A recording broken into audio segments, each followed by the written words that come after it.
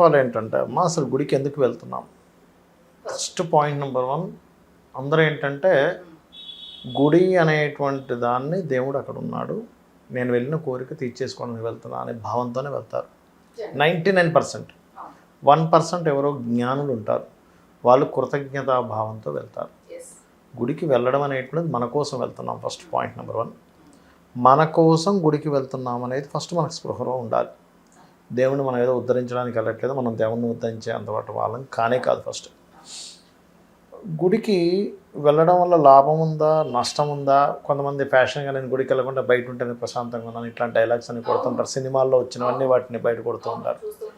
ఒకటే, గుడికి రెగ్యులర్గా వెళ్ళే వాళ్ళకి దాని యొక్క అనుభవం చాలా స్పష్టంగా తెలుస్తుంది.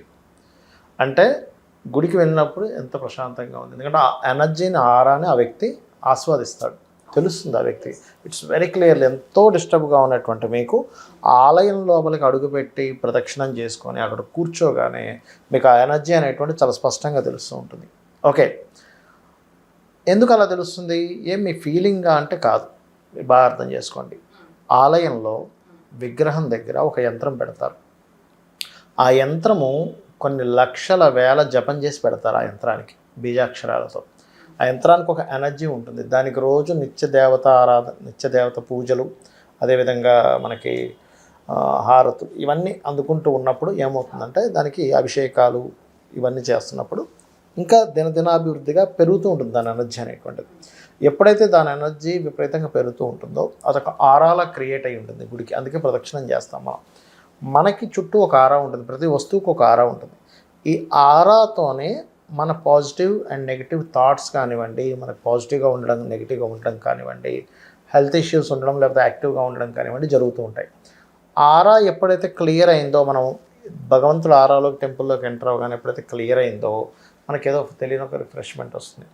ఇలాగా మనకి వీధుల్లో ఉండేటువంటి ఆలయాల్లో కొంత ఆరా ఉంటే క్షేత్రాల్లో ఎక్కువగా ఉంటుంది, స్వయంభూ క్షేత్రాల్లో మరింత ఎక్కువగా ఉంటుంది. మీరు అందుకే చూడండి, తిరుపతికి వెళ్ళామనుకున్నాం, టెంపుల్ మీద కొండ ఎక్కాం, మన కొండ ఎక్కిన క్షణం నుంచి పైనంతా పాజిటివ్గా అనిపిస్తుంది మనకి. ఏ మూలకి వెళ్ళినా, ఎక్కడికి వెళ్ళినా ఆ ఎనర్జీ అనేది అలా ఫ్లో అవుతూనే ఉంటుంది.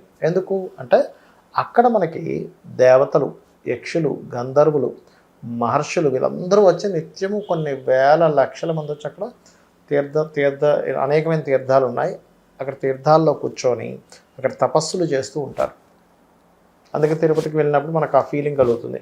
ఇంకా ప్రత్యేకంగా లోపలికి వెళ్ళినప్పుడు వెంకటేశ్వర స్వామిని చూసినప్పుడు ఆ క్షణం అన్నీ మర్చిపోతాం మనం, ఆ దీంట్లో ఉండిపోతాం. బయటికి రాగానే అందరూ అనుకునే ఒకే ఒక డైలాగ్ ఏంటంటే దర్శనం బాగా జరిగింది, అమ్మయ్య బాగా జరిగింది, అమ్మాయి బాగా జరిగింది అనుకుంటాం. ఎందుకు అంటే ఆ సెకండ్ బాగా జరిగింది, బాగుందనే థాట్తో తప్పితే వేరే థాట్తో మనిషి బయటికి రాడు. ఎందుకు అంటే ఆ భగవత్ స్వరూపం అంతా మంగళము జరుగుతుంది, అంతా మంగళమే అనేటువంటి ఒక సంకేతాన్ని మనకు అందిస్తుంది. అందుకే లోపల వెళ్ళిన వ్యక్తి వెంటనే ఆ థాట్, ఆ మాటతోనే బయటకు వస్తారు. 99.99% ఎవరో జనం ఉంటుంది కూడా. అందుకని ఫస్ట్ ఆఫ్ ఆల్ ఏంటంటే మనం ఆలయానికి ఎందుకు వెళ్తున్నాం అంటే, ఒకటి కృతజ్ఞత ఆవిష్కరించుకోవడం కోసం. మీకు ఒక ఎటువంటి పదార్థాన్ని తిన్నా కూడా దాన్ని అరిగించి ఫుడ్గా లోపల వైటమిన్స్ గాను, రక్తం గాను రకరకాల వాటిగా మారుస్తూ బయటికి మలంగా బయటికి పంపించే మిషన్ ఇప్పటిదాకా మనకు రాలే. బాడీ ఒకటే. అది ఎందుకు అలా జరుగుతుంది అంటే, మనకి శ్రీకృష్ణ పరమాత్మ భగవద్గీతలో చాలా స్పష్టంగా చెప్పడం జరిగింది. ఏమిటది అంటే, మీరు భుజించు భక్ష్య భోక్ష్య లేక్ష్య పదార్థములను జీర్ణము చేయుచున్నాను. లోపలుండి ఆయన జీర్ణం చేస్తున్నాడు. అలా ఇంత పని లోపల చేస్తున్నాడంటే మన ప్రతి అనుభవమున మనం నడిచేది, చూసేది అన్ని ఎవ్రీథింగ్ భగవంతుడి యొక్క ఎనర్జీతోనే. ఎనర్జీతో ఇప్పుడు ఇంట్లో కరెంటు వాడుతున్నాం, దానికి మనం ఫీజు పే చేస్తున్నాం, దాన్ని డబ్బు రూపంలో పే చేస్తున్నాం. ఇక్కడ కృతజ్ఞతను ఆవిష్కరించుకుంటున్నాం. అలా కృతజ్ఞత ఆవిష్కరణ మాత్రమే. మరేం కోరికలు కోరకూడదా?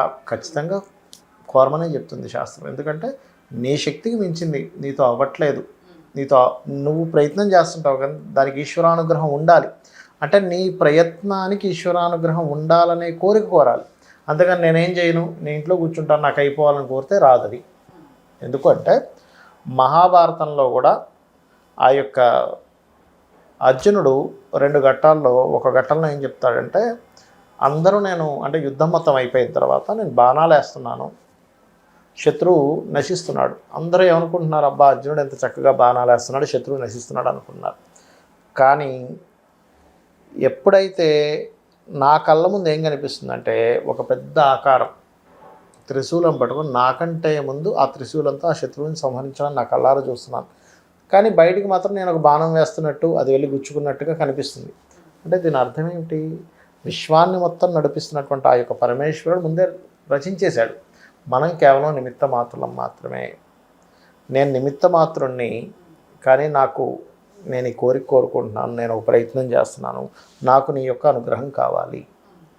నేను నడవడానికి, చూడడానికి, మాట్లాడడానికి, ఈ శరీరం మొత్తం, ఈ విశ్వం మొత్తం నడవడానికి నువ్వే కారణభూతుడివి, నీవే మూలము కాబట్టి నీకు నమస్కరిస్తున్నాను అనేటువంటి భావనతో మనం ఆలయానికి వెళ్ళినా, ఇంట్లో పూజ చేసుకున్నా చేయాలి. అయితే ఆలయానికి వెళ్ళినప్పుడు ఎప్పుడైనా సరే గుర్తుపెట్టుకోండి, చాలామంది ఫస్ట్ నవగ్రహాల దగ్గరికి వెళ్ళాలా, ఈశ్వరుడి దగ్గరికి వెళ్ళాలా అనుకుంటూ ఉంటారు. ఇవన్నీ ఉంటాయి. ఒకటే గుర్తుపెట్టుకోండి, ఫస్ట్ ఎప్పుడైనా సరే లోపలికి వెళ్ళగానే నవగ్రహ దర్శనం చేసుకోండి. నవగ్రహ దర్శనం చేసుకుని కంపల్సరీ కాళ్ళు కడుక్కోవాలని రూల్ ఏం లేదు. అక్కడ ఏదైనా తొక్కారు, నూనె ఉంది, కాళ్ళకు అంటుకుంది, మళ్ళీ అటు నడుస్తే అది భూమి కట్టుకొని ఇంకోడో పడతాడు అనుకున్నప్పుడు మాత్రం కాళ్ళు మట్టిగా ఉన్నాయంటే కడిగేసుకోండి, తప్పులేదు. లోపలికి వెళ్ళిన తర్వాత చక్కగా సాష్టాంగ నమస్కారం పురుషుడు ఖచ్చితంగా చేయాలి ఆలయంలో. స్త్రీలేమో మోకాళ్ళ మీద కూర్చొని నమస్కారం చేయాలి.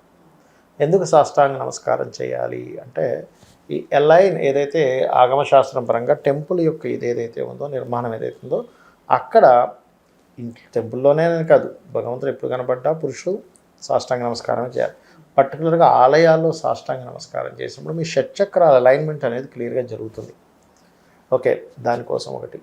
అదేవిధంగా భూమి మీద మీరు ఆ సాష్టాంగ నమస్కారం చేసి మీ శారీరకంగా ఉన్నటువంటి రుగ్మతలు తగ్గుతాయి ఆ భూమి మీద అలా పడుకొని చేసినప్పుడు. మరి స్త్రీకి ఎందుకు చేయకూడదు అంటారంటే, వక్షోజాలు భూమికి తగలకూడదు, స్త్రీ యొక్క వక్షోజాలు, ఎందుకంటే అవి ప్రాణం నిలబెట్టేటువంటివి, దానికి అంత గౌరవం ఇచ్చారు శాస్త్రంలో. అలాగే మరొకటి ఏంటంటే, చుట్టూ ఖచ్చితంగా మూడు ప్రదక్షిణాలు చేసుకొని, కొన్ని మొక్కులు ఉంటాయి 41 ప్రదక్షిణ, 108 ప్రదక్షిణాలు చిలుకూరు లాంటి టెంపుల్స్లో, that is different case. But 3 ప్రదక్షిణం చేసుకొని ఆలయంలో కాసేపు కూర్చోవాలి, ధ్యాన మధ్యలో కూర్చోవాలి. చక్కగా ధ్యానంలో కూర్చొని మీకు తీరనటువంటివి ఏమైనా ఉన్నాయి, మీరు ఎంతో ప్రయత్నం చేస్తున్నారు, అవ్వటం లేదు, ఆ తీరనటువంటి స్వామి నేను ఈ ప్రయత్నం చేస్తున్నాను, నా గోల్ ఇది, నేను ధర్మంగా దీని గురించి పోరాడుతున్నాను అని చెప్పుకున్నట్లయితే ధ్యానంలో కూర్చొని మీకు అది భగవంతుడు వింటాడు ఖచ్చితంగా. అదేవిధంగా గోడలకు ఆనుకొని కూర్చోకూడదు, ఖచ్చితంగా తీర్థప్రసాదాలు తీసుకొనే రావాలి టెంపుల్కి వెళ్ళినప్పుడు. ఇవి మెయిన్గా గుర్తుపెట్టుకోవాలి. వీలైతే అక్కడ మీతో వచ్చిన అది ఉండిలో వేస్తారు, అది లేని వాళ్ళు లేదు, అది పెద్ద విషయం కాదు, కంపల్సరీ అని లేదు, అది చేసుకొని రావాలి. ఇక కొంతమంది కొబ్బరికాయ కొట్టే వాళ్ళు కొబ్బరికాయ కొడతారు, కొట్టని వాళ్ళు కొట్టరు. ఎక్కువగా శనిపీడ ఎక్కువగా ఉంది అంటే కొంతమందికి శని భగవానుడి యొక్క అనుగ్రహం తక్కువగా ఉంటుంది కొంతమందికి. అంటే అలాగే ఏలినాడు శని, అర్ధాష్టమి శని, అష్టమి శని, శని మహాదశ నడుస్తూ శని భగవానుడు సరిగ్గా లేడు, అలాంటి వారు నూనె ఒక 1/2 కిలో నూనె కానీ, 1/4 కిలోనో, కిలో మీ స్తోమతను బట్టి తీసుకెళ్ళి దీపారాధనకు వాడుకోండి అని ఇచ్చినట్లయితే తగ్గుతుంది. ఇంకా ఎక్కువ ప్రభావం ఉంది అనుకునేటువంటి వారు ఏదైనా అమ్మవారి ఆలయం కానీ, ఈశ్వరాలయంలో కానీ కూర్చొని ఓం అనాకలిత సాదృశ్య చుబుక శ్రీ విరాజితాయే నమః చేసుకున్నట్లయితే మీ యొక్క కర్మ మారుతుంది అక్కడ.